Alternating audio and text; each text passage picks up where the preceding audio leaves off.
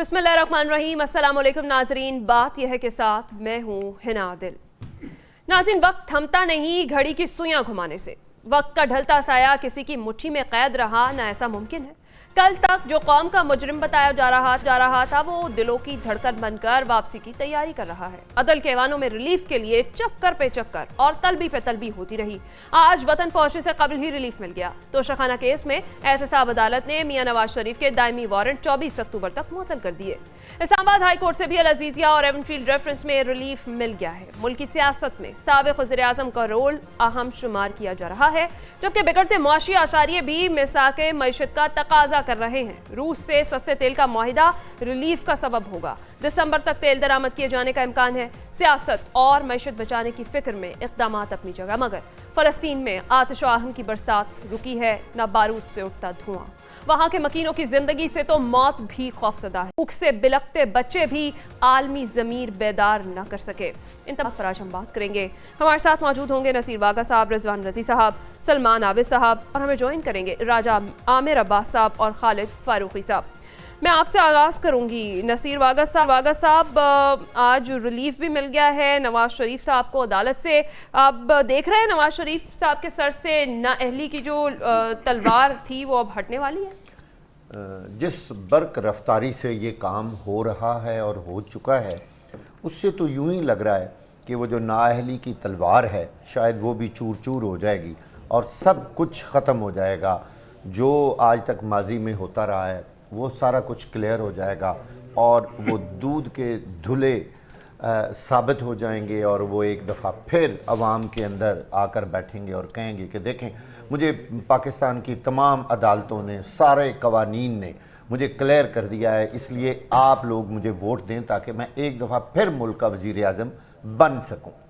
सब कुछ तो हाथ अवाम के हाथ में है, ये भी याद रखना चाहिए। देखना यह है कि ये जो सारे फैसले हो रहे हैं क्या इनको अवामी तायद भी हासिल है कि नहीं। सिर्फ जजेस के फैसले, ठीक है, अदालतों की हद तक, कागजों की हद तक, कानून की हद तक तो वो क्लियर हो जाएंगे, लेकिन क्या वो अवाम के दिलों पे राज करेंगे, लोगों की धड़कनों में शामिल हो जाएंगे। वो फैसला होता है, असल फैसला अवाम की अदालत ने करना है। वो किसी के भी हक में हो। अगर नवाज शरीफ साहब ये समझते हैं कि उनका फैसला जो है वो अवाम के दिलों में उतर जाएगा तो शायद वो आकर मुल्क की तकदीर बदल दें और वो जिस जहाज़ पे आ रहे हैं वो बड़ा मुबारक जहाज़ साबित हो। मैं यहाँ एक बड़ी अहम बात जो मेरे दिमाग में आ रही है कल से, हमारी अदलिया, एक तो हम उनके किसी फैसले पर कमेंट ही नहीं कर सकते। खौफ ये कि जी आ जाएं तो इन्हें अदालत, आपने हम पे कमेंट क्यों किया, जो हमने कहा वो तो हरफ आखिर है, वो तो नाउज़ बिल्ला वो कोई हदीस है, वो आसमानी सहीफ़ा है। आप लोग कौन होते हैं ये कहने वाला कि ये फैसला गलत है या सही है। लेकिन कितनी अजीब बात है कि कानून में भी तो कुछ लिखा हुआ है ना, कहते हैं ना कि जितने फैसले होते हैं वो किसी कानून की किताब, किसी शिक के तहत होते हैं, लेकिन इसमें जजेस क्या लिखेंगे और क्या लिखा है, किस कानून का सहारा लिया है, तो फिर बाकी जो मुजरिम इस वक्त हैं जेलों में उनका क्या कसूर है। भाई सारे मुजरिम अपना नाम नवाज शरीफ रख लें, मैं भी रख लूंगा, हमें तो कभी अदालत में, हमें तो कभी सिविल कोर्ट से आज तक इसका रिलीफ नहीं मिला। वहां सुप्रीम कोर्ट, वहां रात को जजेस बैठ जाते हैं। क्यों? ये जो दोहरा मेयार है, यही बात है ना, कौम में हमेशा वही तरक्की करती हैं जहां इंसाफ का बोलबाला होगा। अगर इस फैसले को अवाम की तारीफ हासिल होगी तो ये जिंदा होता बिंदा रहेगा। ठीक है खालिद फारूकी साहब, जिस तरह से आज अदलिया से रिलीफ भी मिल गया है बगैर पेश हुए नवाज शरीफ साहब को, तो देख रहे हैं कि आगे भी आसानियां होंगी जब वो सरेंडर करेंगे 24 अक्टूबर को।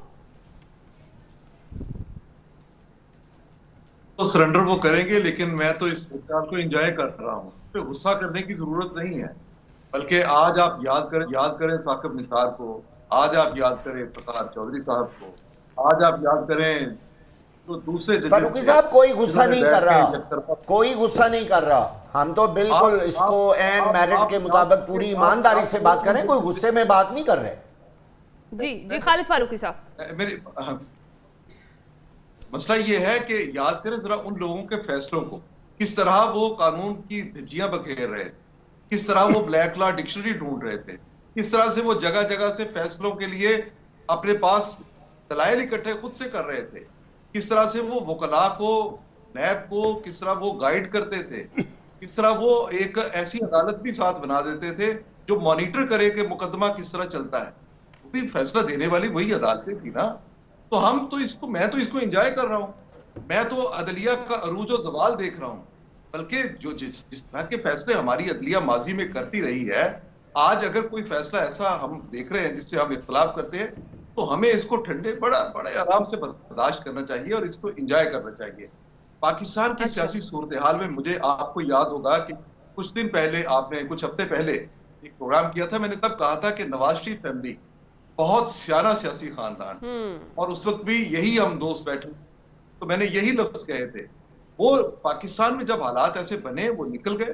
ذوالفقار علی بھٹو کے سے انہوں نے سبق سیکھا تھا کہ کیا ہم بھٹو صاحب والی زندگی اور انجام کو پہنچنا چاہتے ہیں, یا پھر ہم نے پاکستان میں سیاست کرنی ہے. تو وہ سیاست دان کے طور پر میاں نواز شریف نے سیاست کی ہے, اب وہ واپس آئے ہیں. میرے خیال کے مطابق یہ ان غلط فیصلوں کو درست کرنے کا بھی ایک موقع ہے. یہ نہیں محض کہ آپ یہ کہیں کہ جناب آج فیصلے بہت ایسے ہو رہے ہیں, صحیح درست کرنے کا ایک موقع ہے, اور پاکستان کو درست سمت میں جمہوریت کی طرف ایک طرف لے جانے کا بھی ہے. اس راستے پہ چلنے کی ضرورت ہے, اور اس راستے پہ چلیں گے تو تبھی. صحیح ہے. راجہ عامر عباس کو بھی شامل گفتگو کرتے ہیں. راجہ عامر عباس صاحب, جس طرح سے ہم دیکھ رہے ہیں جو قانون کے سامنے انہوں نے سرنڈر کرنا ہے اور وہ واپس آ رہے ہیں نواز شریف صاحب, تو نون لیگ تو یہی کہہ رہی ہے کہ ملک کے جو حالات ہیں وہ یکسر بدل جائیں گے. جیسے ہی میاں نواز شریف صاحب نے لینڈ کرنا ہے حالات تبدیل ہو جائیں گے, معیشت بہتر ہو جائے گی, اور جو عوام ہے وہ بالکل دکھی نہ ہو, کیونکہ ہر طرح کا ریلیف جو ہے انہیں ان کی حکومت میں ملے گا, اور جیسے ہی وہ واپس آئیں گے تو ریلیف ملنا شروع ہو جائے گا. کیا کہیں گے آپ؟ لے یا نہ ملے, میاں صاحب کو ریلیف مل رہا ہے, اور میں خالد صاحب کی بات سے بالکل تھوڑی کسی حد تک ایگری کرتا ہوں کہ آپ پیچھے بیٹھیں, چل کریں, انجوائے کریں کہ یہ جو تسلسل چلا. آپ دیکھیں نا کہ جب ان کو بیٹے سے تنخواہ نہ لینے پہ ایک سٹنگ پرائم منسٹر کو جس طریقے سے نکالا گیا, وہ فیصلہ ایز اے لا اسٹوڈنٹ میرے لیے ایک عجیب و غریب فیصلہ تھا. یہ کہہ رہے ہیں کہ ہم فیصلے پہ بات نہیں کر سکتے, ہم ججز پہ بات نہیں کر سکتے, لیکن جب فیصلہ آ جائے تو فیصلے پہ ضرور بات کر سکتے ہیں. اس کے بعد ہم نے ایسی نہیں دیکھی کہ کوئی نظیر کی جی سپریم کورٹ بیٹھ کے کوئی جی آئی ٹیز وغیرہ بنا رہی ہو.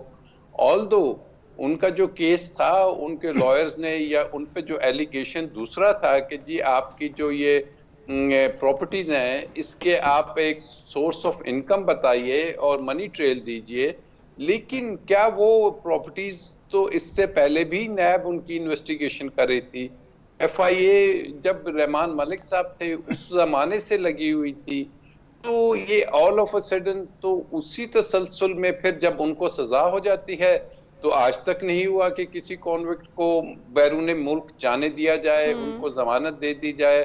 وہ بھی اسی سسٹم نے, اسی عدلیہ نے, بلکہ پریویس جو گورنمنٹ تھی پی ٹی آئی کی, انہوں نے تو ان کو ای سی ایل سے نکالا جو کہ عدالتوں کا کام نہیں ہے. پھر اب اگر وہ آ رہے ہیں, یہ تو ایک ابھی ان کو انٹرم ایک چھوٹا سا ریلیف ملا ہے. اب اصل ایشو تو ہوگا کہ جی کیا اب جب وہ 24 تاریخ کو سرنڈر کرتے ہیں, ویسے ایک بات ہے کہ وہ سرنڈر کرنے کے لیے واپس ملک نہیں آ رہے, وہ تو چوتھی دفعہ وزیر اعظم بننے کے لیے آ رہے ہیں. سرنڈر کرنا ہوتا تو یہی قانون تھا, یہی عدالتیں تھی, لیکن وہ انتظار کر رہے تھے کہ وہ گولڈن مومنٹ جب آئے گی تو میں جاؤں گا. تو اس کے بعد اب اگر نیب کا یہ کہہ دینا کہ جی ہمیں اعتراض نہیں, وہ نیب کے ساتھ ساتھ اسٹیٹ بھی ہے, وہ تو ان کے پرپیچول وارنٹس تو تمام حکومت کے پاس سے, کہ جس پہ ایک انٹیریئر منسٹر نے کہا تھا کہ اگر اریسٹ نہ ہو تو ہم انہیں جہاز سے اریسٹ کریں گے. تو اب آگے دیکھنا ہے کہ ان کی اپیلز میں کیا ہوتا ہے, کہ کیا امپورٹنٹ وہی ہے کہ توشہ خانہ میں تو نہیں ہوئی ابھی تک کسی کو بھی سزا, تو ایون فیلڈ اور العزیزیہ کیس میں سزا معطل ان کی ہو سکتی ہے یا پھر نہیں ہو سکتی ہے. سلمان عابد صاحب کیا کہیں گے آپ؟ نواز شریف صاحب وطن واپس آ رہے ہیں, اب نیا بیانیہ کیا ہوگا؟ لیکن ابھی فاروقی صاحب نے کہا کہ ماضی کے غلط فیصلے, اب ماضی کے غلط فیصلوں کو درست کرنے کے لیے بھی غلط طریقہ اختیار کیا جائے گا. मुबारक हो कौम को, जमहूरियत को भी मुबारक हो। और हमारी अदालती फ़ैसलों की एक तारीख़ है, ये सारी ज़िंदगी एक नज़रिया ज़रूरत के तहत खेलती रही है, कभी किसी के हक़ में और कभी किसी की मुखालफत में। फ़ैसले कानून से ज़्यादा सियासी बुनियादों पे होते रहे। नवाज शरीफ पे जब अताब था उस वक़्त भी मामला जो है वो सियासी नोयत के फ़ैसलों का था। इमरान खान पे आज अताब है तो मामला सियासी नोयत का है। नवाज शरीफ साहब की वापसी हो रही है तो वो भी सियासी नोयत का फ़ैसला, कानूनी फ़ैसला थोड़ी है। कानून तो उनको रिलीफ दे रहा है, कानून तो उनको सहूलतकारी दे रहा है, जैसे उनको कहा गया वैसे वो कर रहे हैं। और क्या कर सकते हैं हम? अब नवाज शरीफ साहब पाकिस्तान आ गए हैं, बहुत अच्छी बात है, आ रहे हैं पाकिस्तान, आना चाहिए उनको, पहले आना चाहिए था। और ये जो उनके पास कौमी तरक्की का एक बहुत बड़ा एजेंडा है, पता नहीं इतने सालों तक उन्होंने क्यों छुपाए रखा, और क्यों उन्होंने अपने भाई को नहीं दिया कौमी तरक्की का एजेंडा, इसहाक डार को क्यों नहीं दिया, वो तो समधी थे उनके, उनको ही दे देते। चले अब उनके पास है, हो सकता है वो पटारी में से खुद निकालना चाहते थे, आ जाए पाकिस्तान, चौथी दफ़ा वज़ीर आज़म भी बन जाए। अच्छा, पाकिस्तान की एक सियासी तारीख भी है, यहाँ जो वज़ीर आज़म बनता है वो पब्लिक के वोटों से थोड़ी आता है, वो तो एक पॉलिटिकल अरेंजमेंट के तहत आते हैं, इमरान खान समेत। अब हम कहते हैं सिर्फ इमरान खान आए थे पॉलिटिकल अरेंजमेंट के तहत और इस्टेब्लिशमेंट के साथ मामला तय करके, बाकी सारे प्राइम मिनिस्टर शायद अवाम के वोटों के साथ इलेक्ट होकर आते रहे।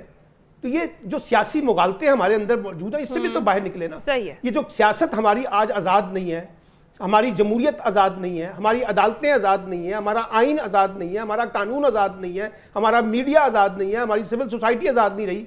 तो ये जो इस वक्त एक जंग है पाकिस्तान के अंदर, वो तो जंग ही डिफरेंट किस्म की है। सही है। अब वो एक तस्फिया करके आना चाहते हैं, 100 बिस्मिल्लाह, क्योंकि माजी में भी तस्फिया करके आते रहे। बहुत से लोगों का ख्याल था कि नवाज शरीफ साहब को कोई मामला नहीं था। अच्छा। फिर वो 10 साल का माहिदा लोगों ने तहरीरी शक्ल में देख लिया था ना, सबको पता चल गया था ना कि तहरीरी तौर पे दस्तखत भी नवाज शरीफ साहब के थे। तो इसलिए ये कह देना कि जी पाकिस्तान की सियासत के अंदर ऐसी कोई बात? अभी देखिए ना, खेल तो वही हो रहा है। आज भी सियासत कमजोर है, जमहूरियत कमजोर है, और वो लोग ज्यादा ताकतवर हैं जिन जो सियासत और जमहूरियत को कंट्रोल कर रहे हैं। साहब की राय भी जान लेते हैं। जी रिजवान रजी साहब, आप देख रहे हैं 24 अक्टूबर के बाद मंजरनामा है, उसमें बड़ी तब्दीलियां होंगी। देखिए, मेरा नहीं ख्याल है कोई बड़ी तब्दीलियाँ होंगी। 4 मुकदमात हैं उनके ख़िलाफ़, एवनफील्ड, अल अज़ीज़िया, फ्लैगशिप और नैब। अल अज़ीज़िया में फ्लैगशिप में वो टोटली बरी हो चुके हुए हैं, और उसके ख़िलाफ़ जो उसके अंदर अदालत के फ़ैसले के ख़िलाफ़ अपील का वक्त था वो गुजर चुका हुआ है, तो अब वो नहीं हो सकता।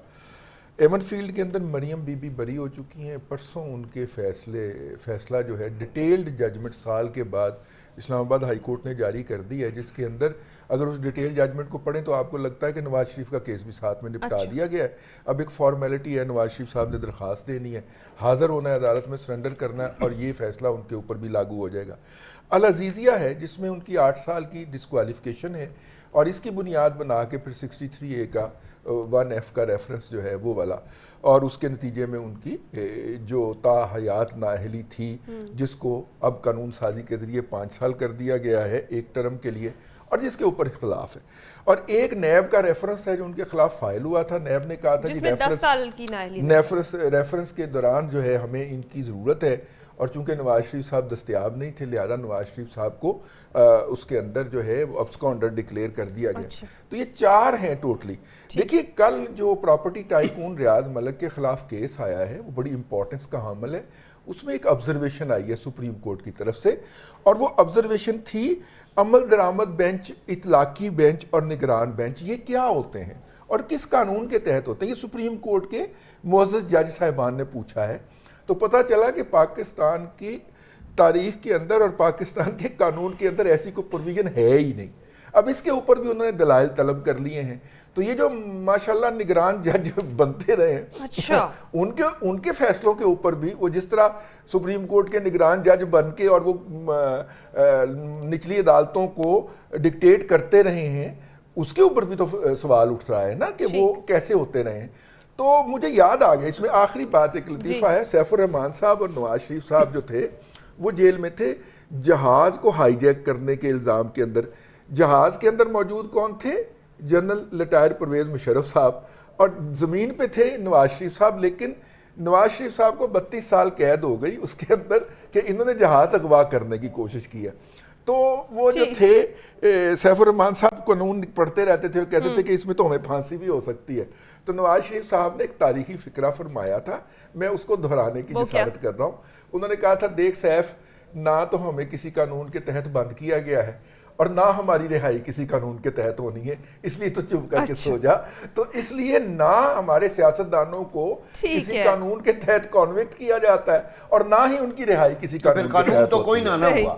پھر تو آپ مان ٹھیک ہے لینا کہ پاکستان میں کوئی رول آف لا ہے، میں کی کیا کوئی قانون کی یہی داد ہی نہیں ہے. یہی بات پھر ہے اس کا مطلب ہے جو کچھ ہوتا جا رہا ہے وہ سارا کچھ بریک کا غلط کہا ہوتا جا رہا کیا ہے. کہا ہے؟ ہم بریک پر جائیں گے، بریک کے بعد جب واپس آئیں گے تو بات کریں گے سستے تیل کی خریداری میں اہم پیش رفت ہوئی ہے اور پاکستان اور روس کے مابین تیل کی طویل المدتی خریداری کا جو معاہدہ ہے وہ طے پا گیا ہے. سوال ہمارا یہ ہے کہ واقعی اب عوام کو بھی کوئی ریلیف ملنے جا رہا ہے یا نہیں، اس پر بات کرتے ہیں اس بریک کے بعد.